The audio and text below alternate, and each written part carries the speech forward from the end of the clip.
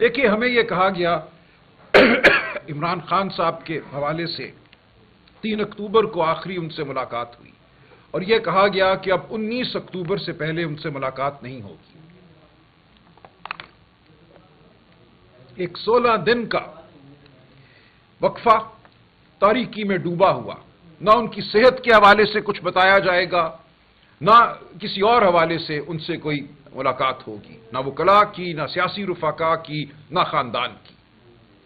8 اکتوبر کو ان سے ایک میٹنگ طے تھی، جو جیل مینول کے تحت ایک حق تھا خاندان کا ان سے ملنے کا، ایک قاعدہ ہے جو دیا ہوا ہے قانون میں، اس حوالے سے عدالتوں کے فیصلے بھی ہیں بالخصوص عمران خان صاحب کے حوالے سے کہ ان کی ملاقاتوں پہ قدغن نہیں ہوگی۔ 8 کو وہ نہیں مل پاتے، ان کی میٹنگ جو طے شدہ تھی اس کو منسوخ کر دیا جاتا ہے۔ ان کی ایک ہمشیرہ جو آزاد ہیں اب بھی، باقی 2 تو جیل میں ہیں جن کو ناحق گرفتار کیا گیا، وہ آتی ہیں اسلام آباد، میں ان کی طرف سے ایک پٹیشن دائر کرتا ہوں، وہ ہائی کورٹ میں لگتی ہے، ہم یہ استدعا کرتے ہیں کہ انسانی رویوں کے تحت آپ ایک ہمشیرہ کو یا ایک ایسے ڈاکٹر کو جس پہ انہیں اعتماد ہے خان صاحب کو اور ان کے خاندان کو، ان کو 20 منٹ کے لیے صرف ملنے دیجئے خان صاحب کو، تاکہ جو کروڑوں لوگ پاکستان میں اس وقت تشویش میں مبتلا ہیں ان کی تشویش ختم کی جا سکے۔ عدالت نے بدقسمتی سے ہماری درخواست رد کی۔ میں پورا دن اس دن عدالت میں بیٹھا، 4 بجے ہمیں بتایا گیا، 9 بجے صبح ہماری جو استدعا تھی وہ سنی گئی کہ ہمیں قابل غور نہیں سمجھا گیا ہماری استدعا کو۔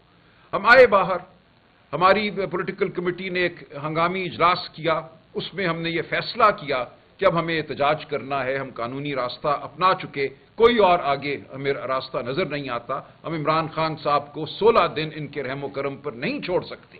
ہم سب تشویش میں مبتلا تھے، خان صاحب کے حوالے سے، ان کی صحت کے حوالے سے، ان کی فکر تھی ہمیں۔ تو ہم نے یہ فیصلہ کیا 11 تاریخ کی شام کہ ہم 15 تاریخ کو اسلام آباد میں ایک احتجاج کریں گے۔ اب اس کے بعد کیا ہوا، بہت سوال اٹھے ہیں، میں سمجھتا ہوں ہمیں جواب دینا چاہیے ان سوالات کا۔ ایک بیانیہ ہے سوشل میڈیا پہ، یوٹیوب پہ وہ قائم کیا گیا، ہم پہ غداری کا الزام لگایا گیا، ہم پہ بزدلی کا الزام لگایا گیا۔ تو اب میں سمجھتا ہوں ضروری ہے کہ ان تمام الزامات کو دیکھا جائے، کس حد تک ان الزامات میں صداقت ہے اور کس حد تک معاملہ کچھ اور تھا۔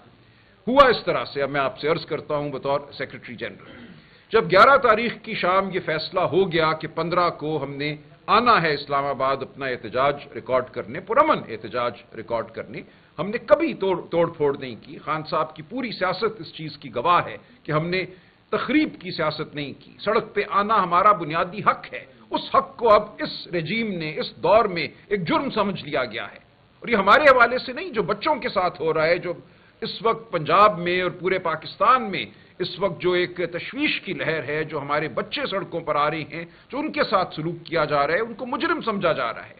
یہ نہیں ہے مجرم، انگریز بھی اس کا حق دیتا تھا، بڑے بڑے مجمع برپا ہوتے تھے، لوگ سڑکوں پر مارچ کرتے تھے، احتجاج کرتے تھے، نعرے لگاتے تھے۔ یہ کب سے جرم ہو گیا؟ یہ ایک بنیادی انسانی حق ہے احتجاج۔ اس احتجاج کو آپ نے جرم کا نام دیا، آپ نے کہا جو آئے گا ہم اس کو مار پیٹ کے ختم کر دیں گے، اس کو مبہوس کریں گے، مقدمہ بنائیں گے یا مقدمہ نہیں بنائیں گے، اس کو اغوا کر کے کسی کال کوٹری میں ڈال دیں گے۔ آج انتظار پنجھوتا کہاں ہے؟ آج 9واں دن ہے، انتظار پنجھوتا کا کچھ پتہ نہیں، اس کے خلاف نہ کوئی مقدمہ ہے، نہ اسے کسی عدالت میں پیش کیا گیا۔ تو یہ ہے وہ صورتحال جس سے ہم دوچار تھے۔ 12-13 تاریخ کے دوران مجھے مختلف علاقوں سے، پنجاب، خیبر پختونخوا اور اس سے آگے بھی، ایم پی اے حضرات کے فون آئے، تقریباً 70-75 ایم پی اے حضرات کے مجھ سے رابطہ ہوا، اور مجھے یہ کہا گیا کہ جو فسطائیت کا عالم ہے اس وقت 4 اور 5 اکتوبر کے بعد، جتنے لوگ ہمارے اٹھا لیے گئے ہیں، بے گناہ لوگ اٹھا لیے گئے ہیں، جو بچوں کو مارا پیٹا گیا ہے، تو ہم اس وقت اس قابل اپنے آپ کو نہیں پاتے کہ ہم اسلام آباد صحیح طریقے سے آ سکیں۔ ہم روپوش ہیں، ہم گھر سے باہر نکلنے کی حالت میں نہیں ہیں۔ تو اس حوالے سے یہ کہا گیا کہ اس بارے میں غور کیا جائے، شاید ہم اس طریقے سے اسلام آباد نہ پہنچ سکیں، جو ہمارے راستے میں کنٹینر لگائے جائیں گے، جو ہم پر شیلنگ ہوگی، جو مار پیٹ ہوگی۔ پہلے ہی ہم اپنے بہت سے لوگ کھو بیٹھے ہیں، جو حکومت خانوں میں ہیں، جو تھانوں میں ہیں، تو غور کیجیے۔ ہم نے یہ بات پولیٹیکل کمیٹی کے سامنے رکھی۔ اس پہ غور جاری تھا. ہم سمجھتے تھے کہ اس کے باوجود ہمیں اپنا احتجاج جو ہے وہ ریکارڈ کرنا چاہیے کہ ہمیں مختلف ایمبسیز سے، دوست ممالک کی ایمبسیز سے، وہ ممالک جنہوں نے یہاں شرکت کرنی تھی ایس سی او کے اجلاس میں، ان کی جانب سے درخواستیں وصول ہوئیں کہ آپ یہ احتجاج نہ کیجیے 15 کو. اب یہ وہ ممالک ہیں جن کے ساتھ ہمارا حکومت میں قریبی تعلق رہا ہے، ہم ان کو پاکستان کا خیر خواہ سمجھتے ہیں، آئندہ بھی ہم سمجھتے ہیں کہ اس ملک کی حقیقی حکومت عمران خان صاحب کے تحت پی ٹی آئی کی حکومت ہوگی. ہم نے ان لوگوں سے، ان ریاستوں سے آئندہ بھی معاملہ رکھنا ہے. ان کی درخواست کو ہم بیک جنبش قلم مسترد نہیں کر سکتے تھے. یہ بھی ایک واقعہ تھا جس کو ہم نے سامنے رکھا. اسی طرح ہمارے جو اس وقت آئین کی بقا میں جو ہماری جد و جہد ہے، اس میں جو ہمارے حلیف ہیں مولانا فضل الرحمان اس میں سر فہرست ہیں، ان کا کردار جو ہمارے سامنے آیا ہے، جو انہوں نے ثابت قدمی دکھائی ہے، یہ میں سمجھتا ہوں انشاءاللہ قائم رہے گی اور پاکستان کی تاریخ میں سنہرے حروف میں لکھی جائے گی.